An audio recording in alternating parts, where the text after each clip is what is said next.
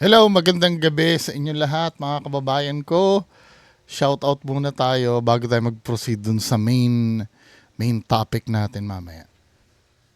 So, ang kokomentan ko ay yung sa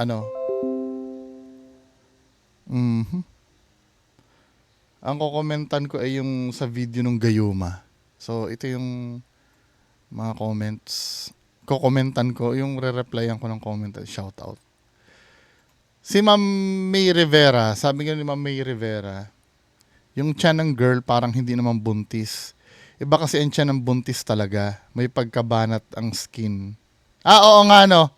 Oo tama, pag buntis, banat ang skin, hindi lawlaw. Sa girl halatang bilbil lang lawlaw. Ginamit pa bilbil niya sa dahilan.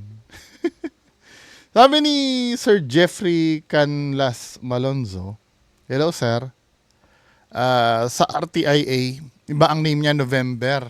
Oo nga, November yung name niya doon, ano. Naku po, mag-ingat na lang po tayo sa mga naglipa ng scammer ngayon. Mhm. Sabi ni Ma'am Mirna Ubaldo, ah, Sir B, totoo yan, budol. Sabi ni Ma'am Mirna Ubaldo.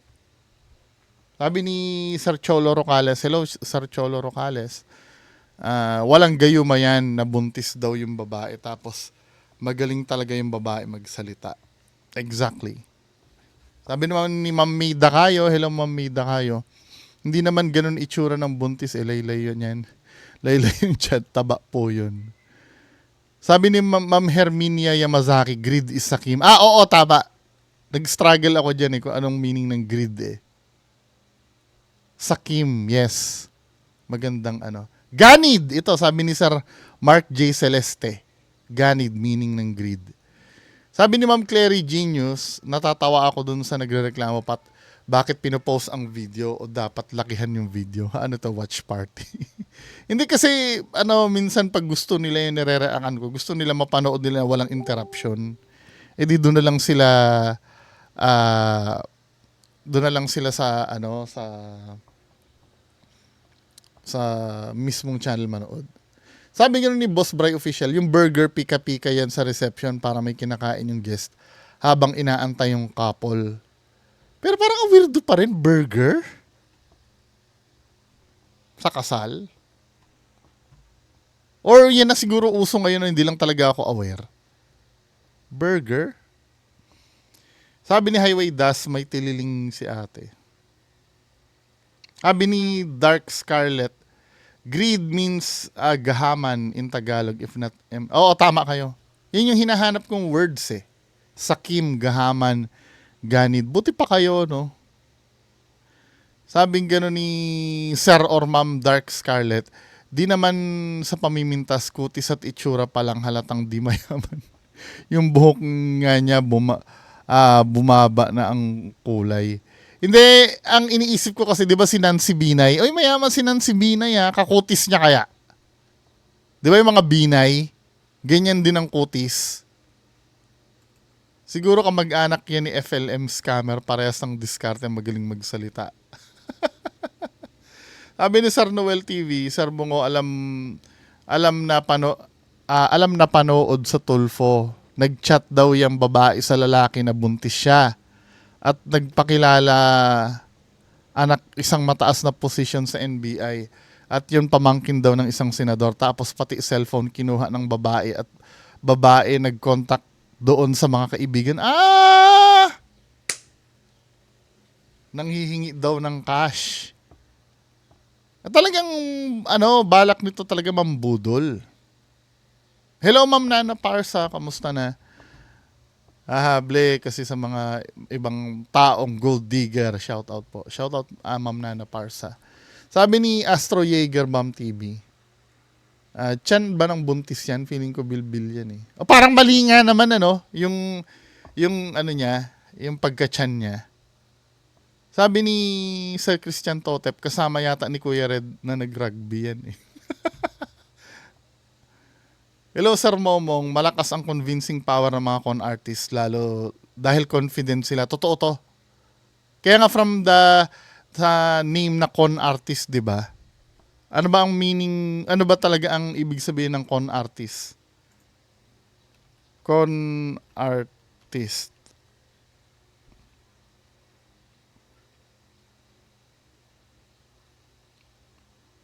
Ano yata yan eh?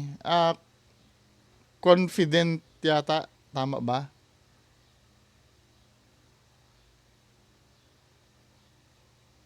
Yung con, ano ba ibig sabihin ng con sa con artist? Con meaning. Confident din yata. Confidence. Oh, confidence artist. Talagang ano talaga, referring the way this individual gain trust and exploit others through deception to obtain money or ano, valuables. Malupit talaga yung ano yung pagka con artist. Magaling gumawa ng kwento at consistent, kumbaga pinag-aralan na nilang gagawin nila at marami silang contingency plan if ever na sumablay sila, totoo. Ganyan na ganyan si FLM eh. Pero maaano mo yan, mahuhuli mo yan kadalasan con artist. Dapat yung mga lumang kinwento sa'yo, i-take note mo. Kasi lalabas at lalabas na magkikwento yan ng bago, iba na dun sa dati niyang kwento nung nakaraan. Hindi niya mapanindigan kadalasan yun. Doon nahuli si FLM eh. Hello, Sir Momong. Ma'am Rowan, sabi nga ni Ma'am Rowan, wala siyang mabudol na pastor kaya walang dumating. Judge po yung ano yung hindi niya nabudol. Sabi ni Sir GC719, hindi rin ako naniniwala na gayuma yan bungo. Anong agimat ng asin, bakit magigising siya sa pagkagayuma? Hindi, ang asin daw kasi parang ano yun eh. Sabi ni Sir Ed, universal yun na pang cleanse. Yung asin. Yun ang sabi sa akin ano. Sabi ni ano, Ma'am May Malagenya. Hello Kuya Lodi, good evening watching ulit. Good evening po Ma'am May Malagenya. Sabi naman ni Sir Julian Lakyan, sinabuyan ng asin si groom kasi alat daw sa babaeng mapapangasawa. Sabi ni Ma'am Mori, napansin ni groom na walang ni isang pamilya na umattend sa bride niya. At naisip niya agad na mukhang nabudol siya. Kaya nag-ala robot na lang para kunyari nagayuma kuno siya ng bride o di siya mapahiya. Diba? Sabi ni Sir Mayuri, idol mo kung meron CCTV na mababa ang pwesto. Regarding do sa baby? Oo nga, no? Hindi, parang weirdo naman yun. Kadalasan, yung baby monitor sa kwarto nilalagay yun eh. Hindi, malay mo yun nga, no? Portable na CCTV. Yung baby monitor parang portable lang yun, di ba? Pero ang weirdo. Anyway. Sabi ni Ma'am Lani Buhol, na-scam siya na Rafi Tulfo na yan kahapon. Scammer yung girl. Sabi ni Sir Mayuri, pag baby pa ang bata, mas mabigat po ang head nila kumpara sa katawan. Kaya sa pwestong niyang yun talagang... So, ang sinasabi mo, sir, walang wire, walang tali, kusang gumanon ang baby. Pwede naman, ano. Sabi ni Ma'am Ripin Pepperoni, bait and switch tactic daw yung ginawa ni bride. Sabi gano'n ni Boy Tigasin, Bungo, kilala mo ba si Sam Bersosa? Napansin ko din yung laging may oo pag nagsasalita. Naku!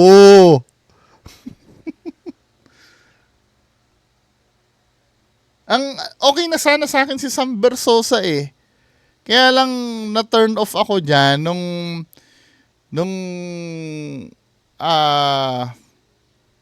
nagalit siya dun sa basher. Parang pinagbantaan niya yung basher. 'Di ba? Parang nakita mo na agad doon yung ugali ni Sam Bersosa pag may nag-oppose sa kanya. Sabi gano'n ni Sir Jason Mandresa, good evening. Tingin ko dyan, bukod sa nabudol siya, napagtanto niya na wala palang divorce dito sa Pinas, kahit pa may legal separation dito sa atin, nakatali pa din name ng girl sa kanya. Di siya pwede magpakasal ulit dito sa Pinas. Kaya ayun, kunyari, nagayuma siya para makatakas. Pa-shoutout na lang, boss. Ma'am Hamara, Jamara ba o Hamara Mandresa ng Dasma, Cavite. Salamat, sir. Sabi ni Sir GC719, vlogger siguro si Mom pang padami ng views. Ay hindi, di sana may kilala na yan, parang si FLM, di ba? Sabi gano'n ni Sir Jonathan Eugenio, good PM, kung sinasabi nyong papansin, KSP, kulang sa pansin, meron, pero kung may psychological problem, USA po, uhaw sa attention.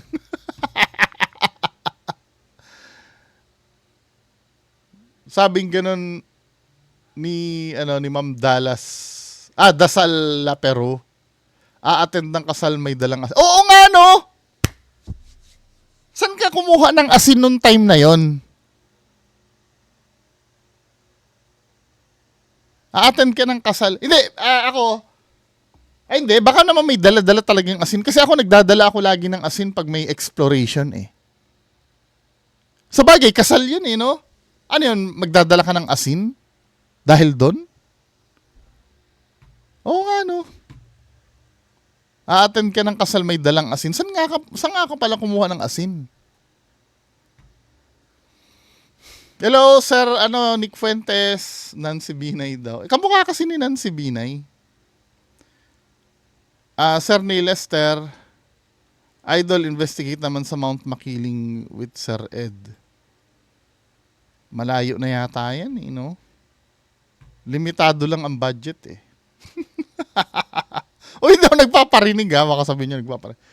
Pagka may sobra sa Sinweldo sa YouTube. Sige. Sir Kopi ko. Ay, Ma'am Kopi ko, sorry! Sir Mart San, hello. Sir Braille Joban Gamyao.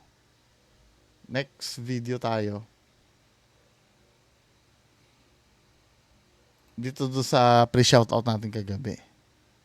Sabi gano'n ni Sir Mayuri, baka di alam nung bata na may bayad yun na. Ito yung regarding dun sa content natin na may yung pumipiring na nang huhula, no? Baka naman di alam nung bata na may bayad yun na 23K tapos uutuin siya nung trainer na sumang-ayon sa kanya. Syempre, bata yan, mura pa isip. Baka naman sinasabi sa kanya, uy, gusto mo hangaan ka ng marami? At mga magulang, atin-atin lang to ha. Ganon kasi. Pwede, no? Pwede. Huwag mo lang aminin ha na nakikita mo. Hello, Ma'am Erlyn daw Balatukan. Hello po. Ma'am May Malagenya. Hello. Braille Joban Gamiao. Hello. Ma'am Imelda Sugano. Magandang gabi po. Sir GC719. Gaya ng mga kwento ko, bungo, nasa 30 kilometers lang yata takbo namin, na disgrasya pa rin kami dahil bigla kami binangga ng aso. Tumba kami, kaya galit ng sakay ko kay Vice Mayor pa namin. Malaking tao yun na mataba. Ano yun, sir? May nasabi ba akong rider? Sa may Marilaki. Yung mga rider na, sabi ni Ma'am Kopi ko, yung mga rider na pabida dyan sa Marilaki. Kaya may manghuli naman dyan o wala. Alam naman ng mga rider yan na ang gagawin nila delikado. Kaso pabida, parang si Jollibee lang. Raider din ako, Sir B.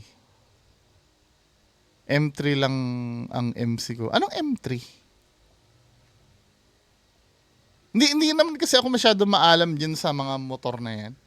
Kung ano lang pwedeng sakyan, yun lang. Kung ano pwedeng mabili na kaya ng budget. Nagsisi nga ako eh. Yung ko kasi, yung last na binili ko, 'di ba? Meron akong PCX. Ayokong pang long distance yung PCX. Bumili ako ng Click. Kasi on paper maganda yung Click yung Honda Click. On paper maganda siya. Pero ang dami palang issue nung animal na scooter na 'yon. Pinagsisihan ko, sana nag-Bergman pala ako. Tsaka sa click, parang pupulikatin ako eh. Hindi mo may stretch yung paa mo. Sa Bergman, may stretch mo yung paa mo eh.